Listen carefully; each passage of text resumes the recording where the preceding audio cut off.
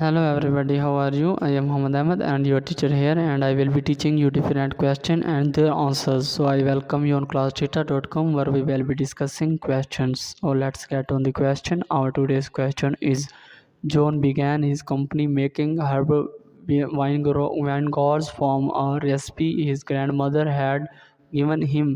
As demand grew, he had to buy a large commercial kitchen. Which of the following ratios would a banker be most interested in before allowing John to borrow 5 lakh dollar?